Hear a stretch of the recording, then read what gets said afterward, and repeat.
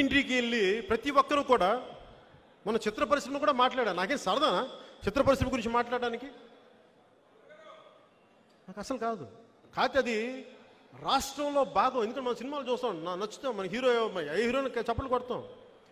వాళ్ళందరూ నన్ను అడిగి వాళ్ళల్లో కొంతమంది నా నిర్మాతలు కూడా మర్చిపోతారు. వాళ్ళు వచ్చి అడిగారు, ఇలా ఇబ్బంది పడుతున్నా, ఏం చేయాలో తెలియట్లేదంటే, వాళ్ళు రేట్ల గురించి కూడా కాదు, ప్రభుత్వం కంట్రోల్లోకి మాకు వెళ్ళడానికి ఇబ్బందిగా ఉంది అంటే ఏం చేయాలి?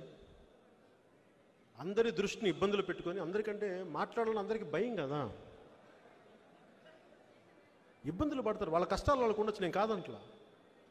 సో వాళ్ళందరి తరపున ఇప్పుడు నా దగ్గరికి వచ్చి 4 గోడలు చెప్తాను. ఎందుకంటే బలంగా మాట్లాడగలంటే 4 గోడలు వచ్చి నా దగ్గర చెప్పి ఏం చేస్తారు?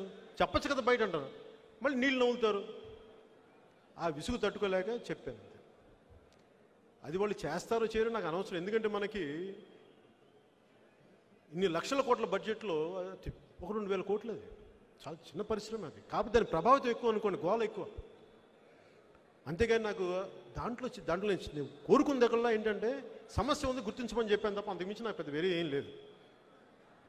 మీరు సాల్వ్ చేసుకుంటారు. ఎందుకంటే నేను ఎలాంటి వాడిని చెప్తాను మీకు, నా సినిమాని ఉచితంగా వదిలేస్తాను, వీళ్ళు టికెట్ లేదు మేము ఉచితంగా వదిలేస్తాను, నా పెద్ద ఇష్యూ కాదు నాకు.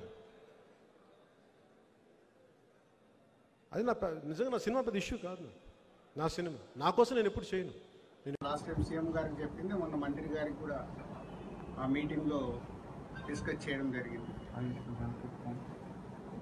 సో ఆ మీటింగ్లో జరిగినది ఏదైతే చాలా సానుకూలంగా అఫీషియల్స్ కానీ మంత్రి గారు కానీ మా ఇండస్ట్రీ నుంచి వచ్చిన వాళ్ళందరితో మాట్లాడారు.